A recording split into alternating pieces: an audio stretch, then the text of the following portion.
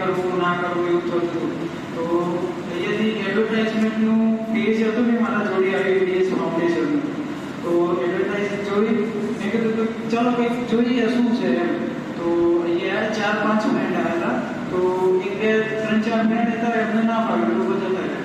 પછી હું અહીંયા રોકાયો. અહીંયા સારું ભણ્યો બરાબર. અહીંયા બહુ એટલે બહુ સરસ શીખવાડ્યું બરાબર. અહીંયા આવતા હતા ધવલ સર હતા, પછી સ્મિત સર હતા, બહુ બધાએ બહુ બધું ગાઈડન્સ આપ્યું. અહીંયા છે ને આ કોર્સ છે ને તમારે મીન્સ કે સેલ છે. અહીંયા પહેલાં તો હું આઈડિયા કરતો મને ખબર જ નથી કે મારે શું કરવાનું આગળ લાઈફમાં બરાબર.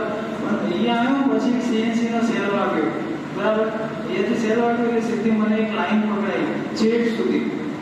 હવે આગળ હું કેવી રીતે કર્યું બધું તમને કહીશું બરાબર. અહીંયાથી સેલ વાગ્યો ને આખી લાઈન પકડાઈ. તો મારા લાઈનમાં હવે આગળ જ જવાનું. અને આમાં કેવું કે તમે સ્ટાર્ટિંગમાં જોબ કરશો તો સેલરી બહુ ઓછી મળશે.